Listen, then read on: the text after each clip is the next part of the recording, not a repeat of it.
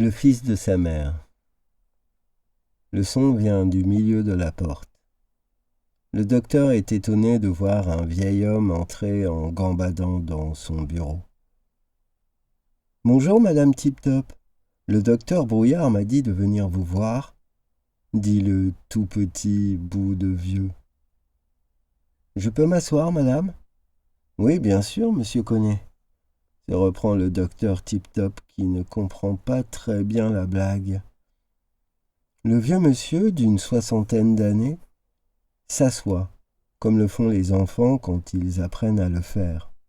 Connet parcourt du regard le bureau du docteur. Pendant quelques secondes, les deux s'observent. « Non, mais c'est une blague ?» reprend la praticienne qui en a vu d'autres.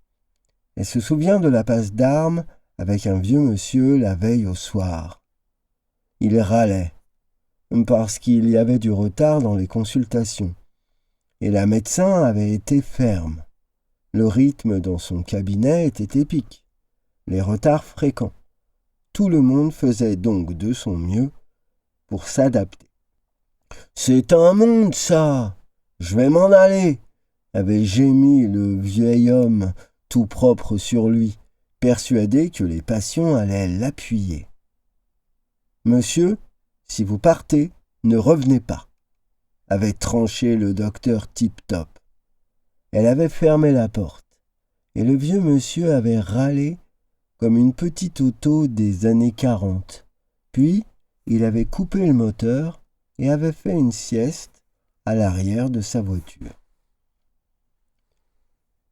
« D'accord, mais qu'est-ce que je peux faire pour vous, monsieur ?» demande la docteure. Connet Philibert se tape sur la tête, saute sur sa chaise et tire de sa poche une lettre qu'il déplie. Il tapote dessus pour lui donner un aspect acceptable et la tend au docteur Tip-Top. « Ah, laissez-moi voir. Mon cher confrère, ce monsieur a des symptômes qui me paraissent plus relevés de la psychiatrie, mais comme il a une petite toux et que vous en avez vu de toutes les couleurs, je vous l'adresse. Il est à vous, tout à vous. Signé Docteur B comme Brouillard. » Qu'est-ce que c'est encore que ça ? « Monsieur, vous m'entendez ? Monsieur !» crie le docteur Tip-Top.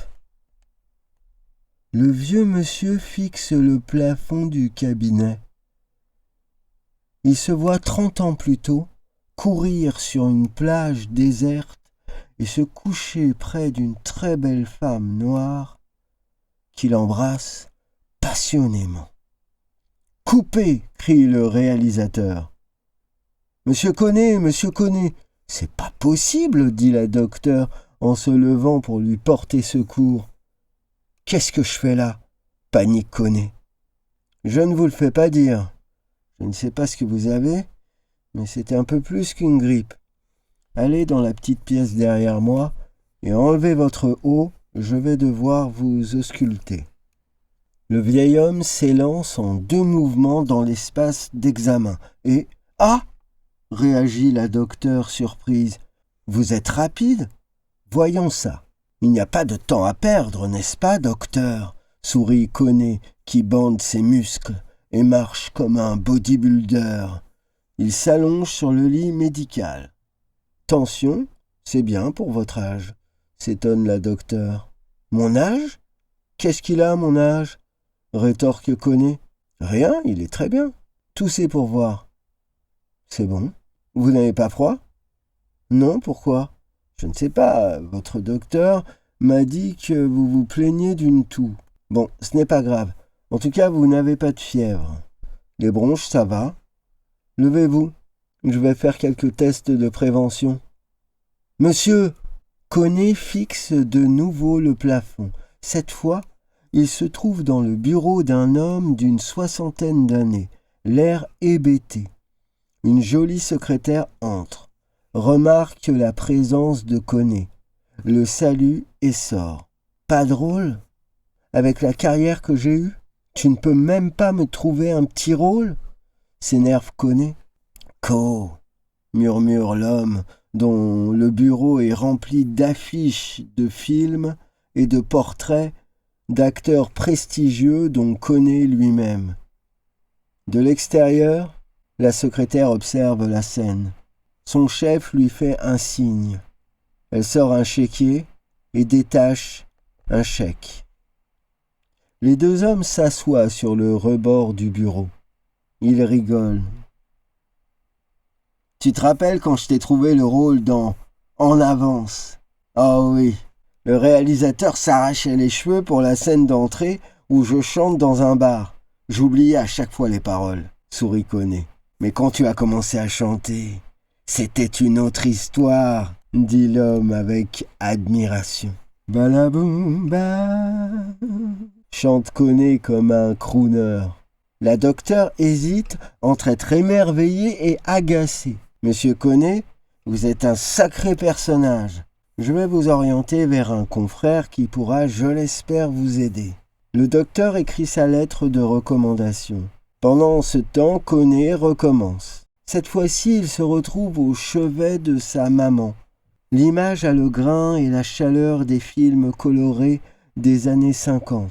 Le mobilier est moderne et un peu futuriste. Koné soulève, la langue tirée sur le côté et avançant un pied après l'autre, un plateau branlant contenant un café et des biscottes. Sa mère ajuste sa position, sourit et récupère le plateau, qui reprend de l'équilibre. Koné tire un siège, grimpe dessus, tête la première, et bien assis, la regarde manger. « Merci mon chéri, c'est très bon. » Elle porte la tasse à ses lèvres, puis la baisse en faisant une grimace amusée. « Oh, le café ? Tu m'as encore fait ta blague préférée ?» dit la jeune femme d'à peine la vingtaine. Koné ouvre sa main, 2 sucres apparaissent. Il sourit. Il fait nuit. La docteure Tip-Top est chez elle, dans sa chambre. Son mari prend une douche après une longue journée de travail. Sur son vidéoprojecteur, elle visionne le film où Koné est avec sa mère.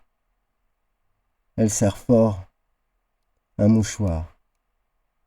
Koné court dans la rue.